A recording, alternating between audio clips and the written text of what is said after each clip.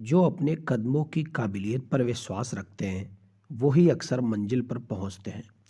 नमस्कार दोस्तों, मैं वैभव विवेकानंद स्टडी सेंटर के online platform success with VSC में आप सभी का तहे दिल से स्वागत करता हूं। आज है 16 फरवरी 2023। तो आज की क्या है करंट अफेयर विस्तार से जानेंगे। उससे पहले जितने भी लोग लाइव जुड़े हुए हो, एक एक बार वीडियो के लाइक बटन पर प्रेस कर दो और दोस्तों के साथ इस वीडियो को शेयर कर दो। शुरू करेंगे आज की इस महत्वपूर्ण कोटेशन के साथ आज के दिन को। तो आज की पहली न्यूज़ क्या है, आइए विस्तार से जानते हैं। पहली न्यूज़ है आईसीसी का प्लेयर ऑफ द मंथ पुरस्कार। बहुत ही चर्चित पुरस्कार है प्लेयर ऑफ द मंथ, जो शुभमन गिल को दिया गया है जनवरी 2023 के लिए। और भी ज़्यादा इम्पॉर्टेंट बन जाता है क्योंकि एक भारतीय खिलाड़ी को दिया गया है।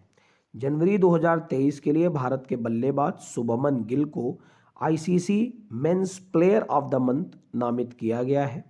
बात करें शुभमन गिल की, तो इन्होंने जनवरी 2023 के दौरान कुल 567 रन बनाए हैं, जिसमें 3 सेंचुरीज लगाई हैं।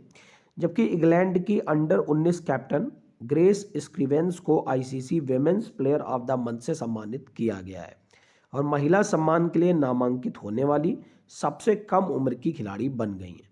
उन्हें आईसीसी अंडर 19 महिला टी20 विश्व कप 2023 में उनके प्रदर्शन के लिए नामित किया गया है। उम्मीद करता हूं आज की पहली न्यूज़ आपको अच्छे से क्लियर हो गई होगी। तो दोनों नाम आपको याद रखने पड़ेंगे क्योंकि जनवरी मंथ बहुत ही ज़्यादा इंपॉर्टेंट होता है। आपके एग्जाम में जब भी क्वेश्चन पूछा जाता है तो जनवरी मंथ से जरूर पूछा जाता है क्योंकि साल का पहला महीना होता है। ठीक है, तो याद रखिएगा जनवरी मंथ के लिए प्लेयर ऑफ द मंथ पुरस्कार शुभमन गिल को पुरुषों में दिया गया है और महिलाओं में इंग्लैंड की अंडर 19 कप्तान ग्रेस स्क्रीवेंस को दिया गया है। ये थी आज की पहली न्यूज़। और ICC player of the month जो है, इसकी शुरुआत 2021 में करी गई थी। ऐसे खिलाड़ी को यह पुरस्कार दिया जाता है जिसने पूरे के पूरे महीने में बहुत ही अच्छा परफॉर्मेंस किया होता है। आइए आईसीसी के बारे में हम लोग कुछ इंपॉर्टेंट फैक्ट जान लेते हैं। अंतर्राष्ट्रीय स्तर पर क्रिकेट को रेगुलेट करने वाला एक संगठन है आईसीसी। इसकी स्थापना 1909 में ऑस्ट्रेलिया, इंग्लैंड और दक्षिण अफ्रीका के प्रतिनिधियों द्वारा इंपीरियल क्रिकेट सम्मेलन के रूप में करी गई और 1965 में इसे अंतर्राष्ट्रीय क्रिकेट सम्मेलन नाम दिया गया और 1987 आते आते इसका नाम अंतर्राष्ट्रीय क्रिकेट परिषद कर दिया गया। मुख्यालय दुबई में है। आदर्श वाक्य क्रिकेट फॉर गुड। स्थापना हुई 15 जून 1909 को। वर्तमान में अध्यक्ष हैं न्यूजीलैंड से ग्रेग बार्कले और महाप्रबंधक हैं वसीम खान। तो उम्मीद करता हूं आज की पहली न्यूज़ आपको बहुत ही अच्छे से क्लियर हो गई होगी, आपको कोई डाउट नहीं रहा होगा। अगर आपको कोई डाउट रहता है तो कमेंट कॉलम में जाकर अपना डाउट लिख सकते हैं। मैं उस डाउट को आपके कमेंट कॉलम में जाकर जरूर बता दूंगा। चलिए बढ़ते हैं आज की अगली न्यूज़ की तरफ। अगली न्यूज़ है एक दिग्गज अभिनेता जावेद खान अमरोही का निधन हो गया है। ठीक है, जावेद खान अमरोही, आपको लगान मूवी याद है ना। लगान मूवी में इनका बहुत ही ज़बरदस्त किरदार था। ठीक है, once upon a time in movie, इसके अलावा चक दे इंडिया, लगान और अंदाज अपना अपना जैसी फिल्मों में उन्हें काम के लिए जाना जाता था और लोकप्रिय डीडी धारावाहिक नुक्कड़ में उनकी भूमिकाओं के लिए भी उन्हें जाना जाता था।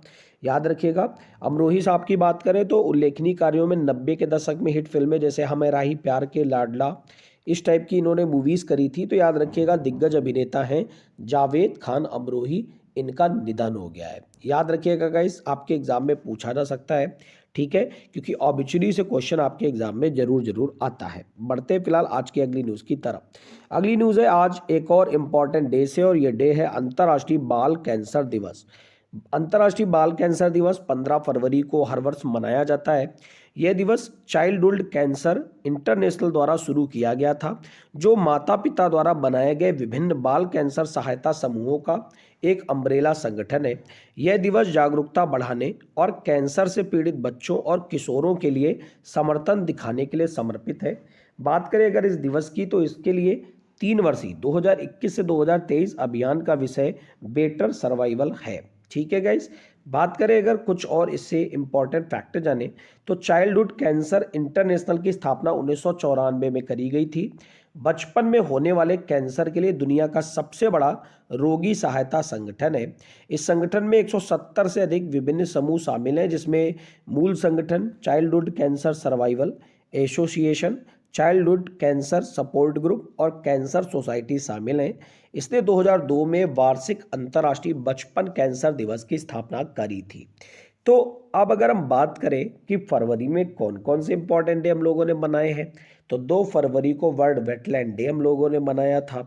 4 फरवरी को वर्ल्ड कैंसर डे मनाया था। इसके अलावा हम लोगों ने और कौन से इंपॉर्टेंट डे बताए हैं, ये आप कमेंट कॉलम में आंसर करिए, ठीक है। बात करें जनवरी महीने की, तो मैं आपको डेली रिवीजन कराता हूँ और आपको लर्न भी हो गया होगा जनवरी महीना। ऐसे ही जब फरवरी महीना समाप्त हो जाएगा ना, तो मार्च के महीने में मैं आपको पूरा फरवरी कवर करा दूंगा, ठीक है। आइए जनवरी को एक बार फिर से देखिए और मैं बोलूँ साथ ही साथ आप कमेंट कॉलम में भी लिखते जाया करिए, जिससे आपका भी रिवीजन होगा। 1 जनवरी को डीआरडीओ ने अपना 65वां स्थापना दिवस मनाया था। 4 जनवरी को लुई ब्रेल डे मनाते हैं। 6 जनवरी को महाराष्ट्र में वहाँ के पत्रकार दामोलकर की याद में पत्रकारिता दिवस मनाते हैं। 9 जनवरी को मनाते हैं प्रवासी भारतीय दिवस। 10 जनवरी को विश्व हिंदी दिवस मनाते हैं। 12 जनवरी को राष्ट्रीय युवा दिवस मनाते हैं। 14 जनवरी को Indian arm forces veterans day मनाते हैं। 15 जनवरी को इंडियन आर्मी डे मनाते हैं। 16 जनवरी को स्टार्टअप डे मनाते हैं। 23 जनवरी को पराक्रम दिवस मनाते हैं। 24 जनवरी को नेशनल गर्ल्स चाइल्ड डे मनाते हैं। 25 जनवरी को वोटर्स डे मनाते हैं। 26 जनवरी को रिपब्लिक डे और अंतर्राष्ट्रीय सीमा शुल्क डे मनाते हैं। 27 जनवरी को प्रलय स्मरण दिवस मनाते हैं और 30 जनवरी को शहीद दिवस मनाते हैं, ठीक है गाइस। उम्मीद करता हूँ पूरा जनवरी महीना आपको क्लियर हो गया होगा, ठीक है। चलिए बढ़ते हैं अगली न्यूज़ की तरफ। अगली न्यूज़ है अमेरिकी वायुसेना का B-1B लांसर एरो इंडिया 2023 में शामिल हुआ है। तो 13 से 17 फरवरी 2023 के बीच आयोजित होने वाले एरो इंडिया 2023 एरो शो के लिए अमेरिका के 2 B-1B lancer heavy bomber Bharat पहुंचे हैं। B-1B लांसर, जिसे B-1 के लिए बॉन के नाम से भी जाना जाता है, को अमेरिका की लंबी दूरी की बॉम्बर फोर्स का सबसे शक्तिशाली हथियार भी माना जाता है। यह अमेरिकी वायुसेना में गाइडेड और अनगाइडेड दोनों प्रकार के हथियारों का सबसे बड़ा पारंपरिक पेलोड वहन करता है। तो याद रखिएगा, अमेरिकी वायुसेना का B-1B लांसर एरो इंडिया 2023 में शामिल हुआ है। बात करें अगर यूनाइटेड स्टेट्स ऑफ अमेरिका की, यूएसए की, तो अमेरिका 50 राज्यों का एक देश है जो उत्तरी अमेरिका के विशाल क्षेत्र को कवर करता है, जिसमें उत्तर पश्चिम में अलास्का और प्रशांत महासागर में स्थित हवाई भी शामिल है। देश की स्थापना 4 जुलाई 1776 को हुई थी। नॉमिनल जीडीपी के हिसाब से अमेरिका दुनिया की सबसे बड़ी अर्थव्यवस्था है और क्रय शक्ति समानता के हिसाब से दूसरी सबसे बड़ी अर्थव्यवस्था है। राजधानी वाशिंगटन डीसी है। राष्ट्रपति जो बाइडेन है। उपराष्ट्रपति कमला हैरिस है। तो मैं आपको करंट अफेयर पढ़ाने के साथ साथ बहुत सारी स्टैटिक जीके को भी कवर कराता हूँ। तो उम्मीद करता हूँ ये सारे पॉइंट आपको क्लियर हो गए होंगे। बढ़ते हैं अगली न्यूज़ की तरफ। अगली न्यूज़ है अक्षदीप और प्रियंका ने पुरुषों और महिलाओं की क्रमशः 20 किलोमीटर की रेस वॉक में स्वर्ण पदक जीता है। ये रेस वॉक चल रही है रांची, झारखंड में। तो रांची में national open race walking championship का आयोजन किया गया। इस स्पर्धा में अक्षदीप सिंह ने पुरुषों की 20 किलोमीटर प्रतिस्पर्धा में राष्ट्रीय रिकॉर्ड बनाकर स्वर्ण पदक जीता और महिलाओं की 20 किलोमीटर स्पर्धा में राष्ट्रीय रिकॉर्ड धारक प्रियंका गोस्वामी ने स्वर्ण पदक जीता है। इसके साथ ही दोनों ने 2023 विश्व चैंपियनशिप के साथ साथ 2024 के पेरिस ओलंपिक के लिए भी क्वालिफाई कर लिया है। आपको पता होना चाहिए 2021 में हम लोगों ने टोक्यो ओलंपिक किया था और 2024 में हमारा पेरिस ओलंपिक होगा। आइए ग्रीष्मकालीन ओलंपिक 2024 के बारे में कुछ बात कर लेते हैं। फ्रांस सितंबर 2024 में ओलंपिक 2024 की मेजबानी करेगा। इस आयोजन का मुख्य केंद्र फ्रांस की राजधानी पेरिस होगी और ओलंपिक 2024 का आदर्श वाक्य क्या होगा? मेड फॉर शेयरिंग, वेनेज ए पार्ट गेम, ठीक है। ओलंपिक में स्केटबोर्डिंग और सर्फिंग जैसे अतिरिक्त खेलों का आयोजन भी होगा। ओलंपिक 2020 जो कि 2021 में हुआ था, जिसका आयोजन जापान के टोक्यो में किया गया था और आपको याद भी होगा भारत से स्वर्ण पदक जीता था नीरज चोपड़ा ने, ठीक है। ओलंपिक 2028 का आयोजन कहाँ किया जाएगा? तो अमेरिका के लॉस एंजल्स में किया जाएगा। तो याद रखिए गाइस, आपके एग्जाम में पहले तो एक बार पुराना पूछा जाता है और इसके बाद 2 बार आगे का पूछा जाता है। तो याद रखिएगा 2020 वाला 21 में टोक्यो में हुआ था, 24 वाला पेरिस फ्रांस में होगा और 2028 वाला अमेरिका के लॉस एंजल्स में होगा। उम्मीद करता हूँ ये सारी न्यूज़ आपको अच्छे से क्लियर हो गई होगी। बढ़ते हैं आज की अगली न्यूज़ की तरफ। अगली न्यूज़ है Hyundai motor India. Hyundai motor India ने 2 और महिला क्रिकेटरों को ब्रांड एम्बेसडर नियुक्त किया है। यह है न्यूज़, ठीक है। तो हुंडई मोटर इंडिया लिमिटेड ने 2 और महिला क्रिकेटरों यस्तिका भाटिया और रेणुका सिंह ठाकुर को अपने ब्रांड एम्बेसडर के रोस्टर में शामिल किया है। भाटिया और ठाकुर हुंडई के ब्रांड एम्बेसडर की सूची में स्मृति मंधाना, सैफाली वर्मा और जेमिमा रोड्रिग्स के साथ शामिल होंगी। हुंडई मोटर इंडिया ने इन 5 महिला क्रिकेटरों के साथ अपने द ड्राइव विद इन अभियान के अगले संस्करण की घोषणा करी है। अच्छा, इनको क्यों इसका ब्रांड एम्बेसडर नियुक्त किया गया है, मैं आपको बता दूं। ब्रांड एम्बेसडर उसी को नियुक्त किया जाता है जो कि बहुत ज़्यादा चर्चा में रहता है। अभी आपको पता है WPL शुरू होने वाला है 3 मार्च से, यानी विमेंस प्रीमियर लीग IPL की तर्ज में ही महिलाओं का क्रिकेट लीग शुरू होने जा रहा है। और इसकी ऑक्शन जब हुई है तो भारत की स्मृति मंधाना सबसे महंगी बोली लगने वाली खिलाड़ी बनी है। कितने? 3.4 करोड़। इसके अलावा सैफाली वर्मा भी 2 पॉइंट समथिंग करोड़ की बिकी है, ठीक है। तो यास्तिका भाटिया भी काफ़ी महंगी बिकी है। तो इस वजह से इनको ब्रांड एम्बेसडर बनाया गया है। ब्रांड एम्बेसडर उसी पर्सन को बनाया जाता है जो बहुत ज़्यादा चर्चा में रहता है। बहुत ज़्यादा चर्चा में रहेगा तो उसको ब्रांड एम्बेसडर बनाने से फ़ायदा ये होगा कि उस चीज़ का प्रचार अच्छे से हो पाएगा, ठीक है गाइस। तो याद रखिएगा, हुंडई मोटर इंडिया ने 2 और महिला क्रिकेटरों को ब्रांड एम्बेसडर नियुक्त किया है। अब मैं यहाँ आपसे ब्रांड एम्बेसडर पूछूंगा। आपको याद होगा अभी कुछ दिन पहले ही मिंत्रा के नए ब्रांड एम्बेसडर बने थे। अगर आपको याद है तो जाकर कमेंट कॉलम में आंसर जरूर किया करें। पढ़ते हैं आज की अगली न्यूज़ की तरफ। अगली न्यूज़ है हमारे देश के केंद्रीय मंत्री अमित शाह जी से। हमारे देश के केंद्रीय गृह मंत्री अमित शाह ने हरियाणा पुलिस को प्रदान किया है प्रेसिडेंट कलर पुरस्कार। तो केंद्रीय गृह मंत्री अमित शाह ने करनाल में हरियाणा पुलिस की असाधारण सेवा के लिए राष्ट्रपति द्रौपदी मुर्मू की ओर से हरियाणा पुलिस को प्रेसिडेंट कलर पुरस्कार प्रदान किया है। हरियाणा पुलिस राष्ट्रपति से यह सर्वोच्च सम्मान प्राप्त करने वाली देश की 10 राज्य पुलिस बलों में से एक बन गई है, ठीक है गाइस। भारतीय नौसेना 1951 में सम्मान पाने वाली पहली नौसेना थी और अब ये दिया गया हरियाणा पुलिस को अवार्ड जिसका नाम है प्रेसिडेंट कलर। बहुत इंपॉर्टेंट न्यूज़ है। हरियाणा के कौन है CM प्रेजेंट टाइम में? तो मनोहर लाल खट्टर है। यहाँ के गवर्नर कौन है? अब ये आप कमेंट कॉलम में आंसर करिए। इस समय आपको पता है क्या हमारे देश की जो प्रेसिडेंट है किस एक नंबर की प्रेसिडेंट है? मैं आपको ऑप्शन देता हूँ।